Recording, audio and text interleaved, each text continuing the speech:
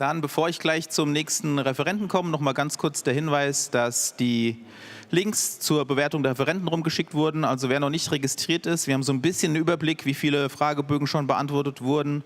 Es wäre schön, wenn ihr euch die Zeit nehmt und uns eine Rückmeldung gibt. Das heißt, bitte schaut noch mal in diese App und nimmt bitte auch in den Befragungen teil. Das würde uns einfach helfen, das Ganze weiterzuentwickeln. Ist Punkt 1. Und Punkt 2, die Pause ist jetzt rum.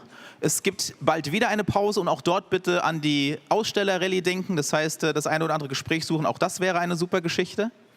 Und dann möchte ich jetzt schnell zu unserem nächsten Referenten kommen. Ich darf vorstellen, Jonas, der uns jetzt zum Thema Schnelligkeitstraining einen Vortrag halten wird. Er arbeitet im Schwerpunkt mit Leichtathleten, aber auch mit Teamsportlern in England und wird uns jetzt einen schönen Vortrag zum Thema Schnelligkeit präsentieren. The stage is yours. Great to have you here. Awesome. Thank you very much. Can you hear me?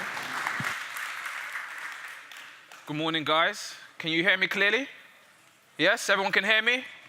Yeah, awesome. Thank you. Today, I think I'm not going to show you anything that's very new. My perspective on training is that I think most people know the key components of training. And I think the key components of training have been identified for years. I'm 32. I reckon they've been identified for 3 times my year. The past 80, 90 years, people know the key components. The problem is prioritizing on those key components. The problem is dealing with, if you're in football training, conditioning, your first team coach wants certain capacities, the physio wants certain capacities. The problem that we have in team sports generally is balancing what we want. What we know we need, and what other people want. Luckily for me, I spend 2/3 of my week as a track and field coach. I'm head coach. I lead my therapist, I lead my conditioners. I write the program, so I can choose what we prioritize on. The other third of the week, for the past 2 years, I've been with Derby County Football Club. Recently, I've started with England Rugby. I'm now no longer the head coach. I'm the assistant, I'm supporting. I know what I think I want, but I have to do what the coach wants. I have to address some short-term goals as well as some long-term goals, and I have to do it very quickly. Even if we've got goals or we've got adaptations that may take 6 weeks or 12 weeks in athletics, that's fine. We've got the time, we can plan our week, we can say when it's heavy, when it's low, and we can spend that time. In football or in rugby, we have never got that time. Coaches, players, they want to see changes now. They want to do one session, 20 minutes, and want to say, I'm faster, I'm fitter, I'm more explosive. So finding that balance is really important, and figuring out a way to summarize that and prioritize that is really important. I'll start with a video from James Wild. James works with Harlequins rugby team in Surrey. He's also the head of performance at Surrey Sports Park. And what I like about James is we've written a book chapter together, and we're good friends, is that he keeps it simple. He knows his key components. He knows the key underpinning physical qualities he's trying to develop, and spends time doing them very regularly and has fun in the process. So even though the next couple slides might get a bit deep and might talk a lot in terms of some of the science in the background, this is me, I'm simple. And this illustration is from J.B. Morin, and really this is how I see the world. The title's about specific qualities or targeting specific qualities. I see the world this simply. I'm either, and of course it can spiral, but I'm either looking at developing the qualities that support projection or the qualities that support reactivity. And how we maximize, optimize these two qualities is by something we term switching. It's a term that I use, but it's basically limb exchange. How well does the habits, reflexes, the qualities in the lumbar pelvic region, how well does that support the exchange of your two limbs? That's what I term as switching or limb exchange. Projection, I think, is all about your posterior chain, okay, your thigh muscles, but essentially how you use your hips to push yourself forwards, push yourself up, how you use them to decelerate yourself, or maybe to change direction. So projection, all of those components in the red and all of the components I mentioned kind of sit in projection in my mind. Reactivity, well, I think it's all about your ankle and your knee.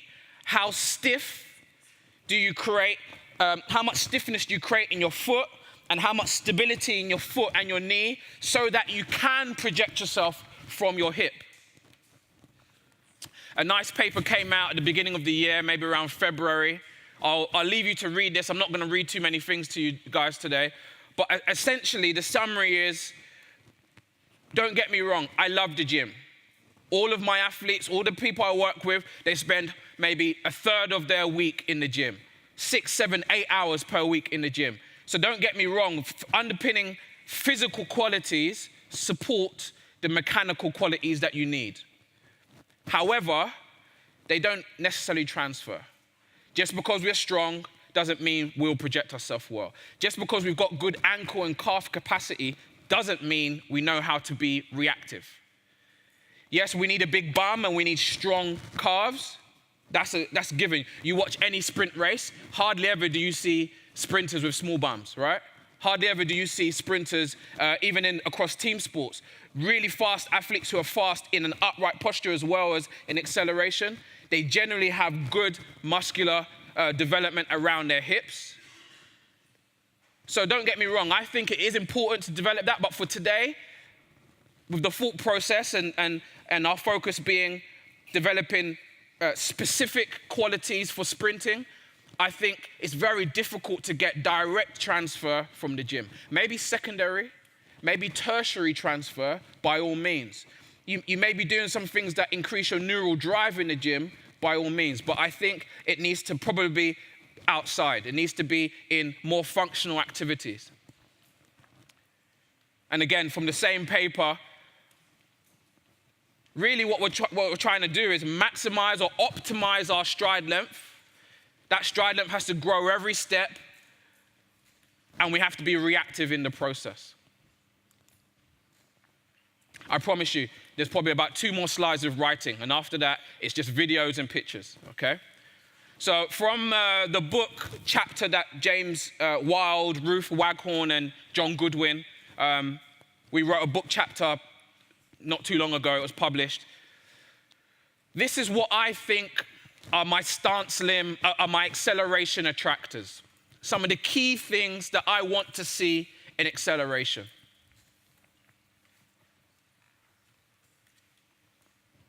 The summary, the wording that makes sense to me is pistons.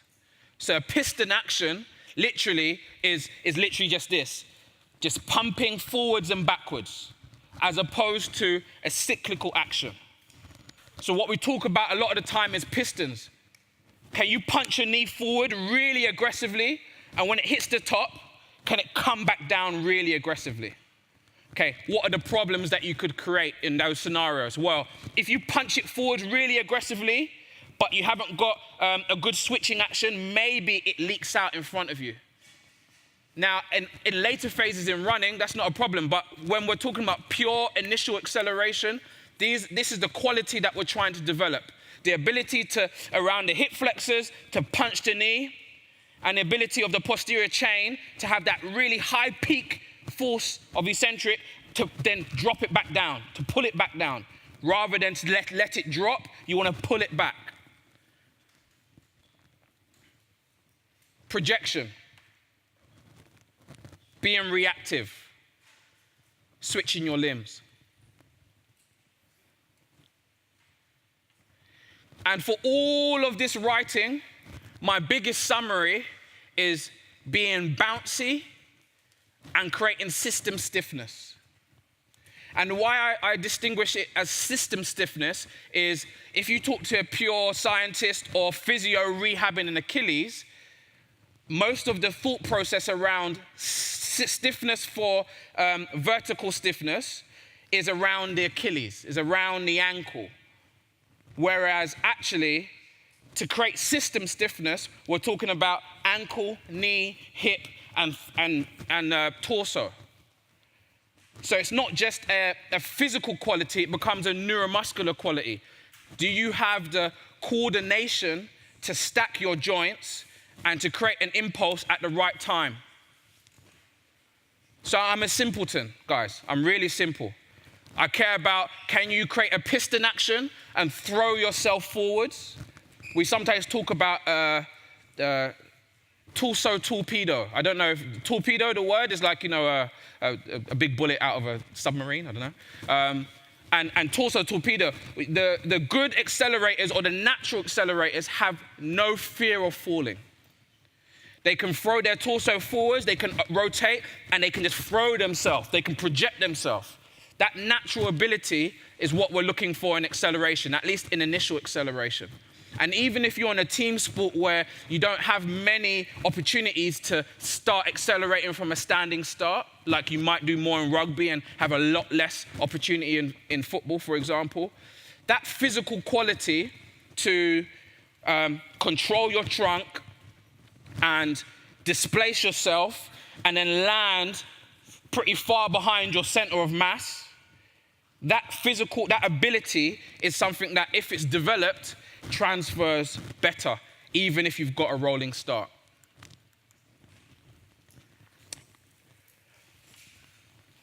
Enda King and Dr. Franklin Miller and the SSC group in Ireland have got a really interesting paper on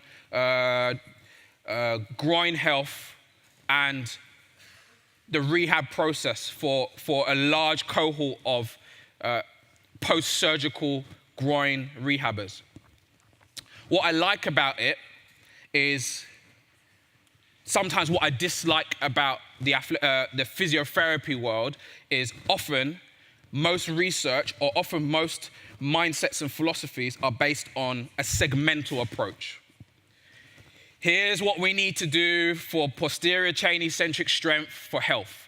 Here's what we expect to see from trunk for health. Here's what we need in the Achilles complex for health.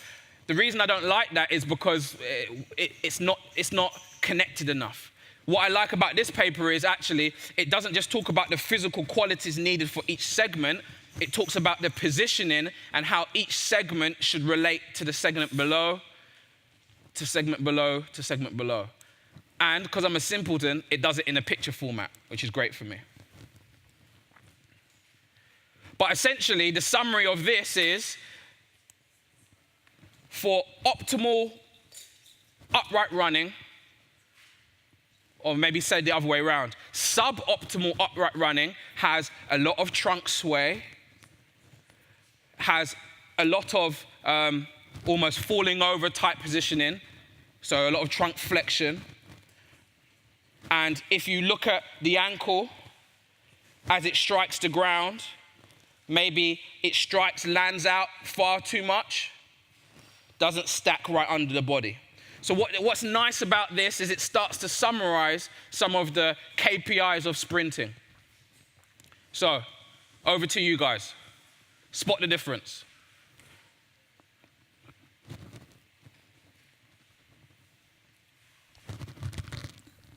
Same player, same day, same session.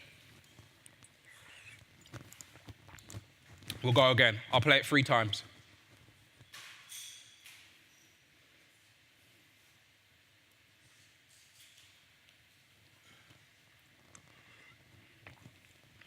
I expect the sprinter boys to be able to answer this question for me. Spot the difference.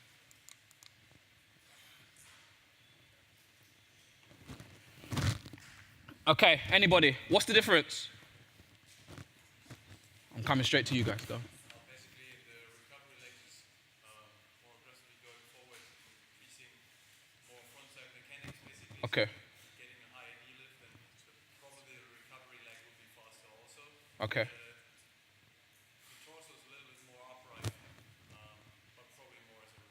There you go, super coach right here. Excellent.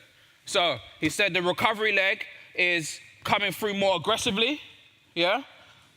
And as a result, he's got a better knee lift. So as a result, he can have more pre-activation. The more time, it's a rule of thumb, it doesn't always apply, but a rule of thumb is the sooner you can get this limb in front, the more time you have for pre-activation. The more time you have to wind up the leg, drive it into the ground to create your ground reaction force. If you've done that on the front side, you can get off the leg sooner. If you don't do that on the front side, if actually the leg comes through maybe slow and late, so as a result, it doesn't block high, so as a result, it doesn't actually have enough time to create pretension because it's already on the ground, you have to push for longer to get an equal speed or equal force or equal projection. Also, like he's mentioned, a bit more of an upright posture, which actually corresponds with the position of his pelvis.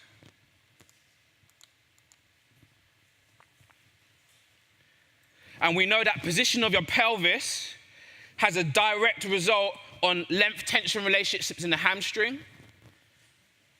And this allows for a more effective strike and less overstretch. So some of the key positions I'm looking at are here. Where is the knee when he strikes the ground? During mid-stance, where is the free leg? What's happening? How much bend is there on the stance leg? What kind of posture does he have? During toe-off, the same question. Do we see the difference? Yes? Anyone not see the difference? Franz Bosch. Videos from 10 years ago, 12 years ago. An important thing to recognize that even though there's two different leg cycles, the pelvis is the same. It's just an example.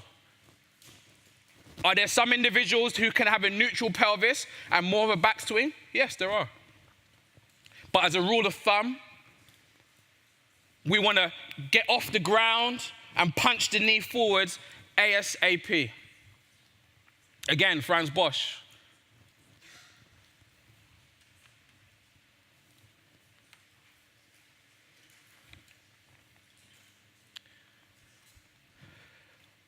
A better air to ground ratio, said differently, if you're really elastic and can work the ground really effectively, so that it gives you bounce, remember that's one of my key words, bounce, it enables you to have a host of coordinational activities that support really good hip movement. You want oscillation and undulation of the hip.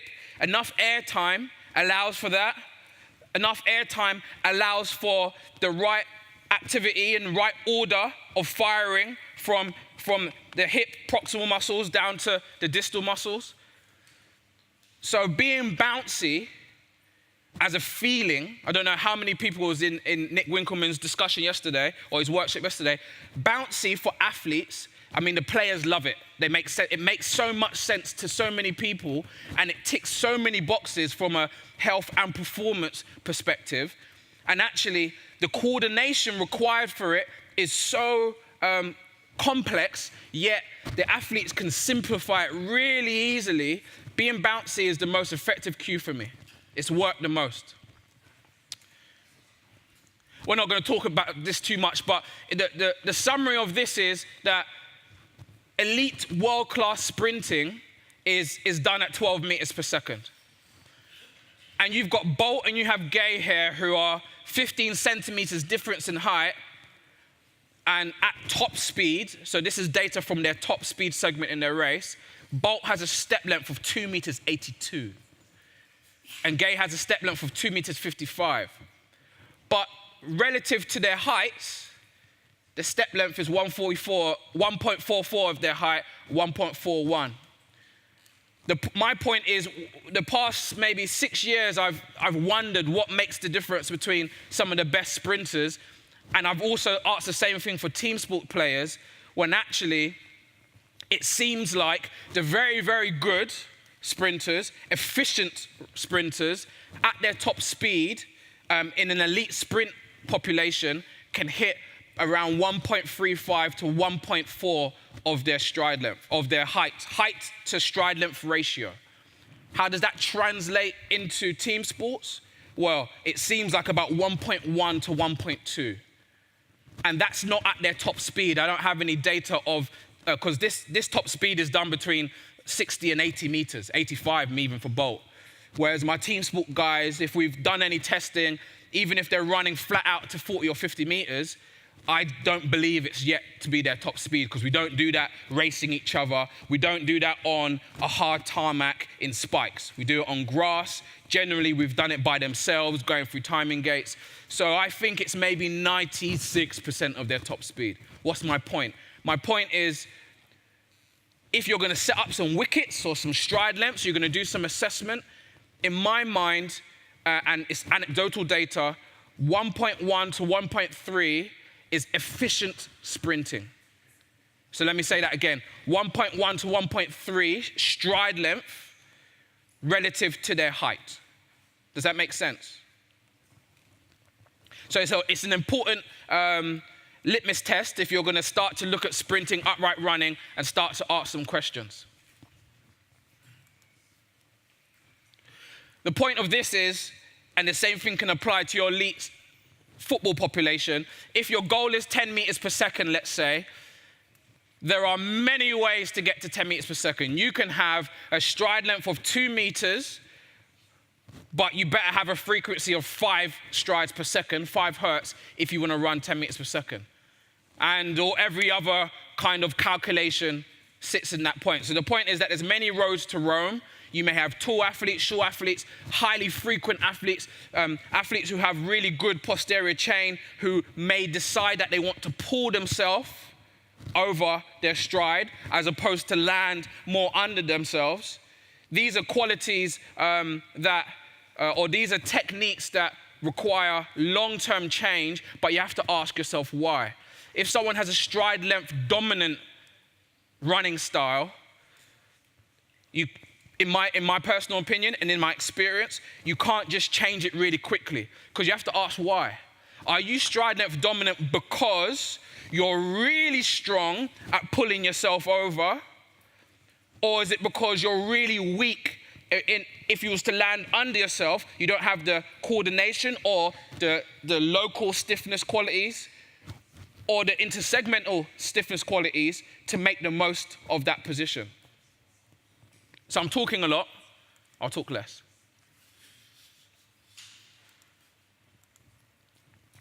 Training menu. Bondarchuk has a very nice way. I'm a bit dyslexic, so I like colors. Colors kind of rule my life, my planning, my everything.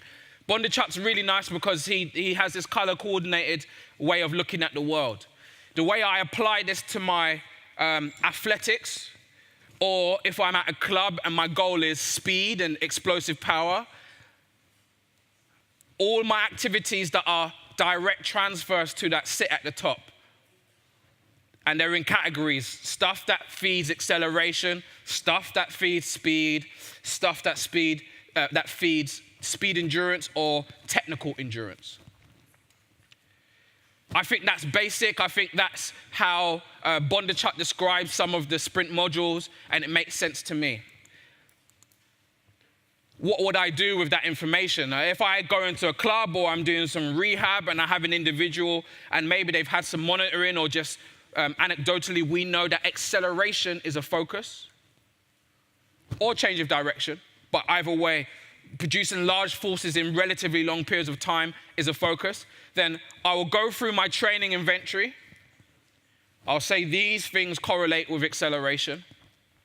And then I'll build a program from general to specific and just start to highlight the key components I know I need to have involved. Now, this may not be everything in the program, but if I've got interventions maybe in the morning before training, maybe in the evening on a fresh day, if I've got some stuff on the grass before or after football on a more endurance type day, I at least know what corresponds with those sessions, and how I can continue to almost microdose, I can regularly affect the change that I'm trying to make.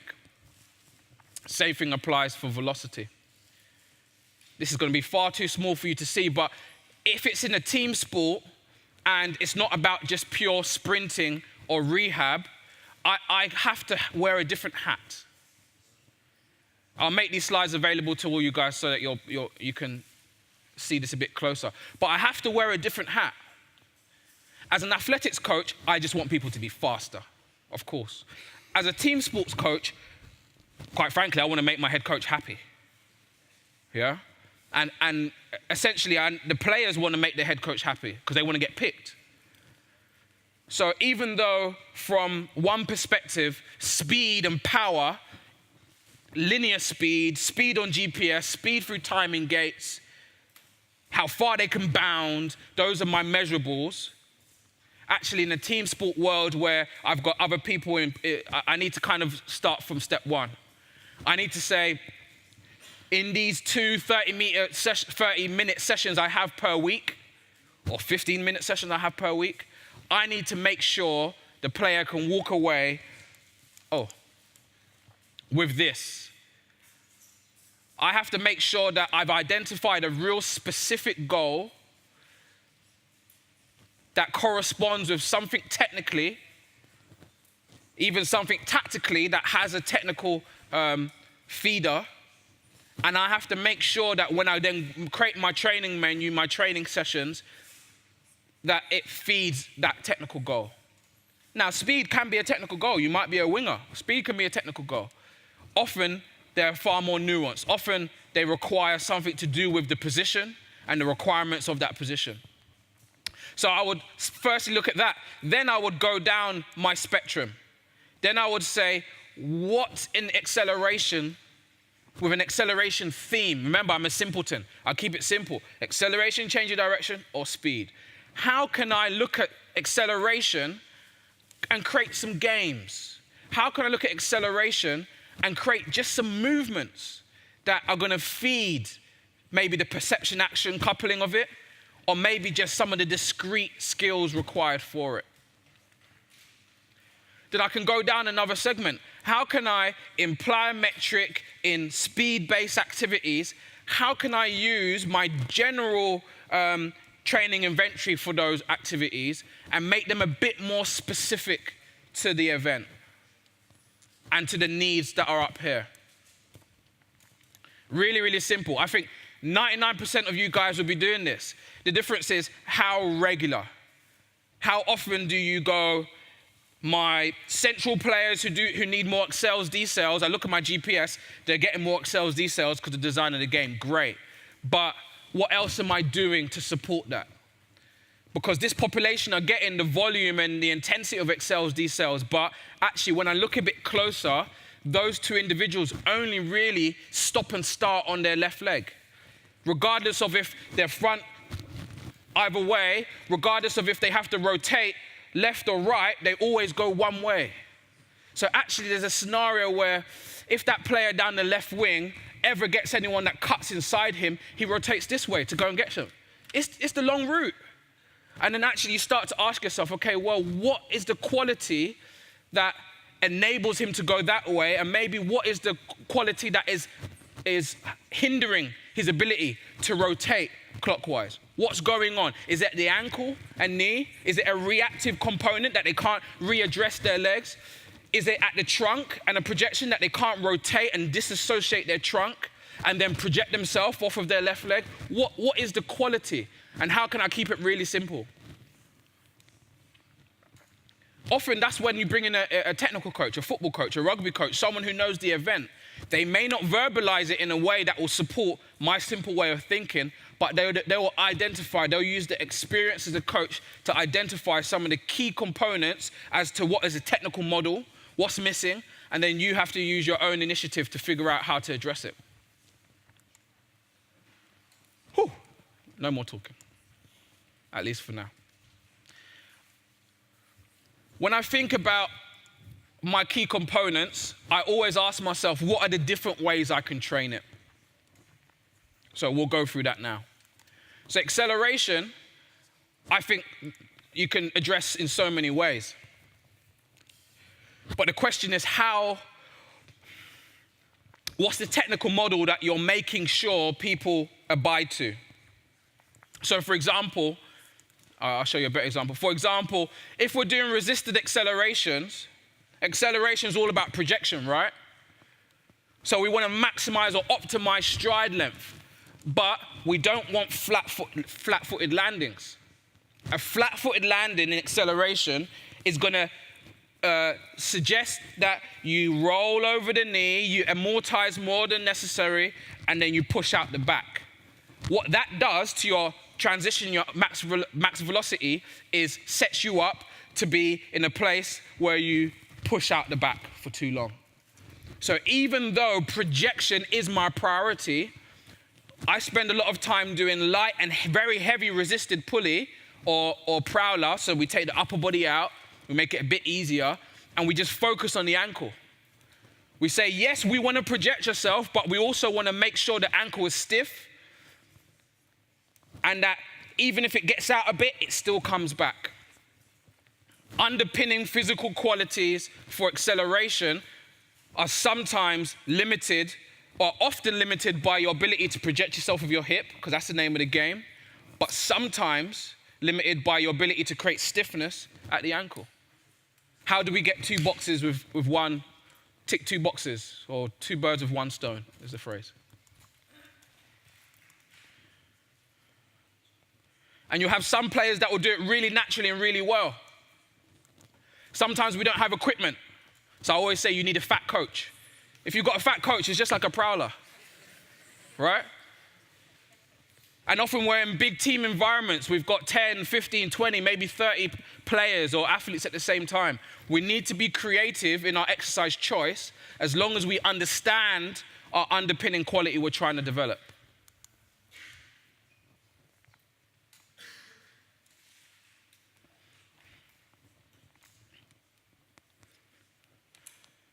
People consistently talk about the fact that because they're team sports athletes, rugby, football, that we should expect something different.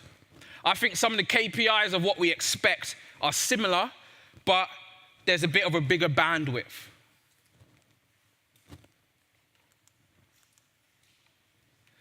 And what we like to do is use different types of ways of playing around with pre-activation. And what often happens post-injury is you may have the physical qualities. You may test eccentric hamstring strength in an ISO-K or in a Nord board or even just a general activity, and the hamstring is back. But when they do general movements, the coordination isn't back. So what's nice about understanding or just having two simple ways of looking at acceleration and max velocity is it gives you an opportunity to decrease the bandwidth, decrease the amplitude, and play around with those movements so the athlete can create a better mind-muscle connection. So that any inhibition that's created anywhere down the chain can be disinhibited. I don't know, yeah, that is a word, disinhibited. And we can play with it in many ways. You can create a constraint, you can put a cone, a hurdle. You can find loads of fun ways to play around with creating pre-activation.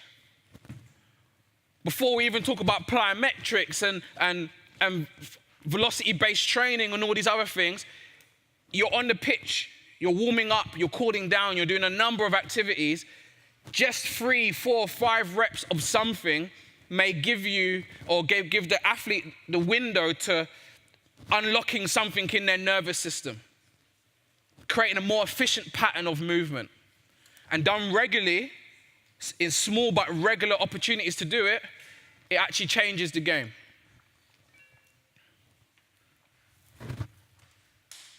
Again, Andy Frankenmiller, Ender King, SSC Group, I love those guys. I think their research is really practical. It makes sense to me. Some of the KPIs for their changes in movement gait during groin rehab are here. So I talked about this torso torpedo, or this ability to reduce side sway and reduce trunk flexion in upright sprinting. So even when I talk about projection being mostly around the hips, maybe I lied a bit. Actually, it's not just the hips, it's the hips and their connection with the torso and the distinction, and this is almost a different point, the distinction between hip extension and lumbar extension. And really the difference I think about is usually the difference between an RDL that is really driven by the hips going backwards and forwards and a relatively quiet spine to a back extension where it's all about pulling with your erectors and your lumbar. Efficient, effective running, jumping, kicking, movement in general is hip-based with a quiet spine. Same thing with change of direction. The difference with change of direction is the ability to rotate or turn yourself towards the direction you choose to go to early clearly is a KPI, or vice versa, which all the ACL research shows is if you don't have the ability to control your side sway, if I'm cutting off this side, I don't have the ability to control my torso and instead I keep going with it, that's the easiest way to do my knee.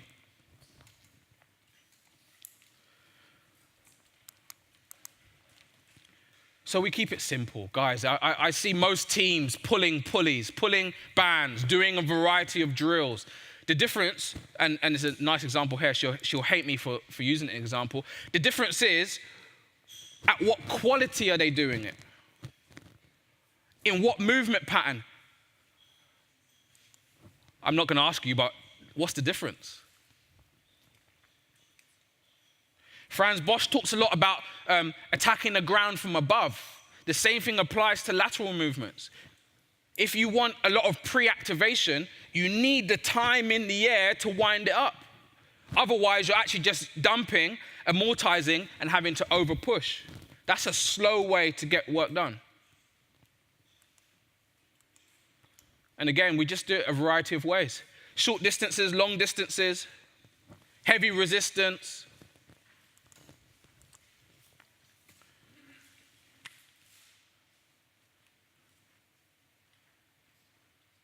And guys, I'm really just showing you the beginning of the spectrum. The question is, how specific can you make it for your guys, for your environment, and you have a very long season in most sports. So do you start very basic? Do you start block? Give them some repetition? And then do you make it a bit more serious and a bit more random? Apply some kind of game, some kind of activity that has some contextual relevance to your sport, to that position. Come back and forth.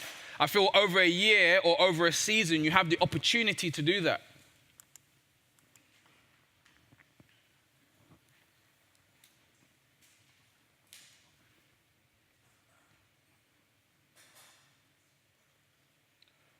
In my experience, I'm going off on a tangent. In my experience, most of the stuff that I've been forced or learned that is really important for team sports, change of direction, agility, has become very hip-based, very groin-based, very lateral strength. Actually, for my sprinters, it has been a really important part of their preparation for top speed running.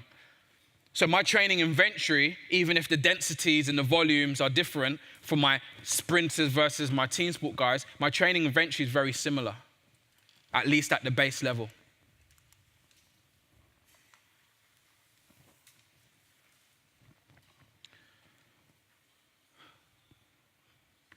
And the bottom of the triangle is basic. Piss easy. Yeah? The reality is sometimes just exposure to it allows them to prepare their soft tissue, their joints, their mind for the bigger activities. After that, I'm not going to talk about the rest. There's more slides. I think push, pull, hinge, brace, rotate. I think be in the gym and get strong. Be clear about what are the values you need at each segment, what are the values you need in your compound lifts, your key lifts. By all means, get strong. But let's not forget that you probably have a cohort of players, athletes who, and coaches and staff, stakeholders who want to see change and progression and adaptation now. They don't want to see it in 6 weeks or 12 weeks. They want to see it now. So be smart. Underpin a program that has some long-term games and requires some repetition, but at face value, or with some regular inputs throughout the week, find some activities that will have some direct transfer. And that might not be direct because it has the perception action, because it's one-on-one necessarily. It might be more direct because you've identified a limiting factor to their performance. And I think that sits either in the acceleration, change of direction zone, or in the max velocity, elastic, creating system stiffness zone. Those are my 2 simple take-homes for today. I did it, 15 minutes.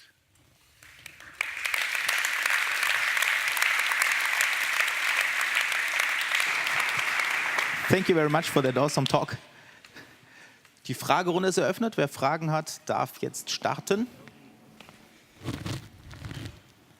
I'll translate for you questions. Keine Fragen? Ja? Vorne.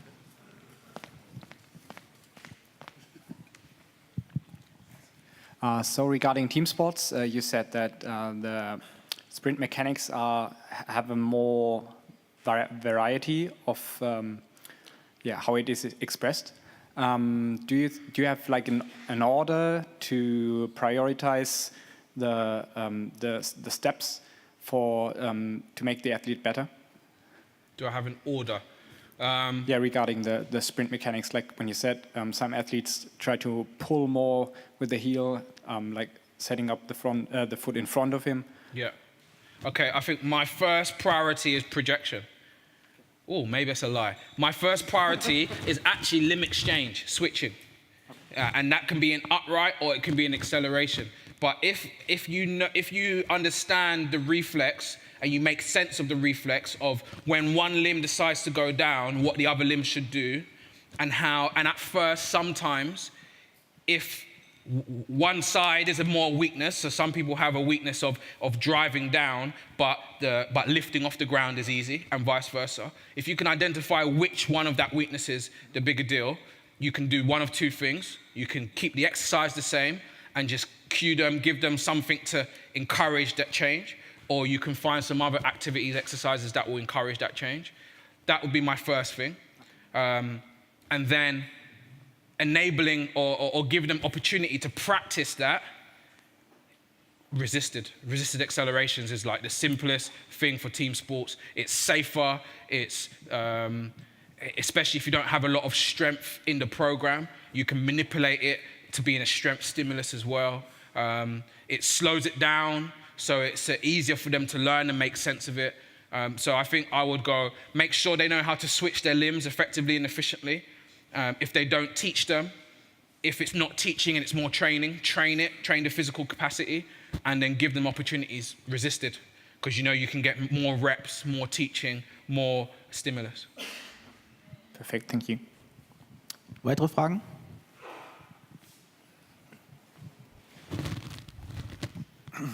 As you said, you're basically thinking hips or a lot of hips. Are there any, especially weight room exercises that you think are not very transferable? For example, let's just take the deep squat, which has a lot of quad dominance. Are you still using things like this, or are you just kicking them completely out? Depends on the athlete, or are you prioritizing any other exercises as cleans or something like this? Yeah, I think so. Nothing is kicked out of my program. Everything's in our program, at least in the menu. And the decision on an exercise is probably based on the athlete, like you say, range of motion, like restrictions, if they got restrictions in their ankles and their hips, and skill level. So for example, we will have, next week or 2 weeks from now, I have a group of young junior sprinters starting with me. So I doubt, for the majority of them, that I can load their spines very heavy. Yeah, they haven't got the history, they don't have the torso development. So they will learn to squat. They'll learn front squat, back squat. They'll learn to squat deep. But we'll probably load them more on a heavy leg press. We'll probably load them more on an isometric squat against an immovable bar, so I can get the neuromuscular development I want, or the neurological development I want, without taxing the muscular system too much. Yes, squatting can become more quad dominant, but for some individuals, they're quad dominant runners. So by all means, I'm going to develop their bum. I'm going to build a bum, heavy hip press, heavy deadlift. I'm going to do a variety of things to develop their bum, develop their glutes, not just the musculature, but the pattern. However, if you're a quad dominant runner, and that's your God's gift, that's what your parents gave you, I'm not going to change that. I can't change your genetics. In fact, I'm probably trying to get you to go through the path of most resistance. Instead, let's develop the path of least resistance whilst developing your weakness. So nothing is out of the program. The difference is, if I can't do an exercise due to a technical issue, how do I still get that same stimulus from something else? And yeah, follow your strengths. Thank you. Es wäre noch Zeit für weitere Fragen. Hier vorne nochmal. So I coach both soccer and track and field, and the two things I see most in track and field athletes would be pushing or foot placement too far before center of mass. And in soccer players, it should probably be like accompanied with all the other things that you have in the lower body would be a lack of thoracic spine extension. So you do have lumbar spine extension, but you don't have, like you have the upper body sort of crimped, which in my opinion can lead to a lack of speed. And I just want to ask, for those two problems in track and field and in soccer, what would be your best advice? Landing under your center of mass versus being toey. So we talk about being toey, yeah? If you're landing too far out, it's like a toey landing. So the question is why? Do you need the time to compress and push so you don't have the stiffness qualities throughout your whole system? That's one question. That might be a elastic, plyometric type solution, which might be done in running still. Or do you just not have the swing leg retraction to bring the leg back down under you? So maybe if it lands under you, you do have the qualities to be stiff, but it never has the opportunity to land under it, always gets away. So that might be it might be a technical thing, like why is it getting away? That actually might to do with recovery. If you push for too long behind you, by the time it comes through slowly, often by the time it blocks, the lower leg is swinging away already. So that might be a backside thing around swing leg retraction, or just efficiency of your leg recovery. Yeah, that actually makes sense, as she's a really good starter, so she'd have a lot of propulsion. Yeah. And then the calf swings out. People talk about good accelerators aren't always great upright runners, and that's often because they abuse their gift. They push for too long on the ground and for too many steps. They don't raise the center of mass and set up a quicker movement. So it might be fed from the acceleration. So how I tell the difference for that, I wouldn't let her accelerate. I'll just get her to start from upright, doing some, maybe like a high knee, and just running and go faster and faster. And if she can run effectively in that position, I know it's not an underpinning physical quality in max velocity. It's a technical issue or tactical issue, really, in acceleration. If she can't do it, then it might be something specific to the ankle, something specific to the posterior chain to bring the leg back down, or specific to system stiffness. You've got to, and that's why it's important to have almost like a screen across all the different components, because then you can go, okay, well, here, yes, no, yes. Here, yes, oh, no. Here, oh, no. And then it starts to push you to, like, almost like an algorithm. You can start to figure out what and where. Football players and thoracic, you mean like a kyphosis like this? Yeah, exactly. My question would be do you actually see it as a problem? Like, as you also coach derby and rugby, like, is it a big problem, the thoracic? For rugby boys, it can be. Yeah.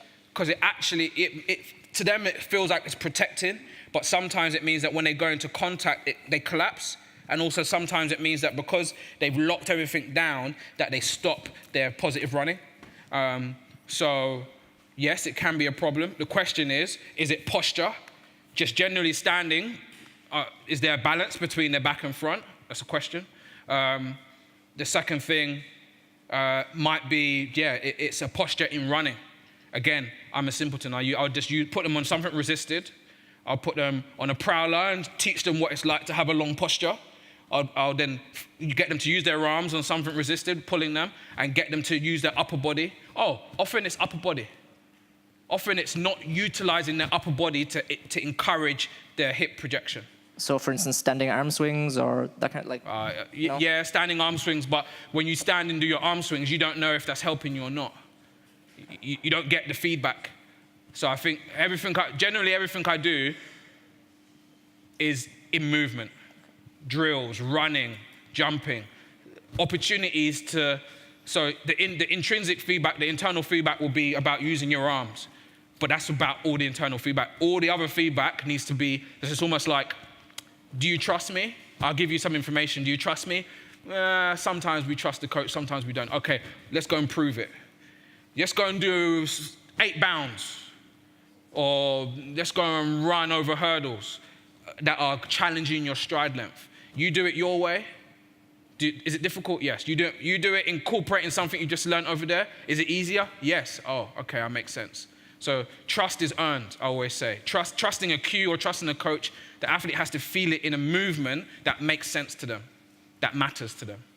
Otherwise, they might do it for you now, but they're not going to go away and practice it every day again and again and again. Thanks. Does that answer your question? Yeah. Yeah. Weitere Fragen? Hier drüben nochmal. Yeah, sorry, me again. But you're talking about projection and also like the frontside mechanics with hip extension and especially hip hyperextension. Do you necessarily, absolutely think it's a bad thing? For example, if we saw Reece Prescott, he's in top speed, almost no hyperextension at the hip. Tyson Gate, massively hyperextended. Yeah. Do you think, or Christophe Lemaitre as well, do you think it's necessarily a problem because you probably need to bring your back from further forward, or do you think it might be a good thing if you're able to really use it and get a bigger stride length then? Yeah, I think that the answer to your question is probably this. Because essentially, if you can run at a stride length, so if you're Lemaitre and your stride length is 2 meters 80, yeah, 2 meters 79, and you're trying to run 12 meters per second, as long as you can move your legs at, 4.3 strides per second, you've reached your goal. I would always start with the outcome as my assessor of if a technique is good or not. I don't know if that makes sense. It does. There's a bit of a bandwidth. You're right. Reece is, okay, no, let me answer in a different way. There's a bit of a bandwidth. How much you extend, how much you push, how quickly you move your leg. When you catch it, does it stop here and go down? Does it go a bit more further but still land under you? Do you land 10 centimeters in front of your center of mass, 15, 8? There's a bit of a bandwidth by all means. However, some of that bandwidth is based on your physical qualities, as well as your physical inhibitions. Reece Prescott can't extend his hip anyway. His femur is jammed so much up into his pelvis, he's got hardly any hip extension. Me as well, anatomically, my children as well. I stand like a duck, right? There's some physical things around me as a person that actually encourage me to have good frequency, high frequency. So Lemaitre clearly has some decent qualities that allow him to have a big hip extension, but yet still get back in front. So, and same as Bolt, and same as Tyson Gay. So the question is, how far in that bandwidth can you be based on you and your physical qualities? And if this is your norm, either way, you need to run 12 meters per second. So if you're going to say you're going to have a 2 meter 80 stride length, you better be able to move your legs at 4.3. If there's no way you can't, if no way you can get any close, the maximum you can get is 3.8. Maybe we need to edit your stride length. Maybe optimal for you isn't maximal. Yeah, and that's the case for everybody. Optimal is never maximal, and maximal is never optimal. It's figuring out where you are in that bandwidth and making sense of it.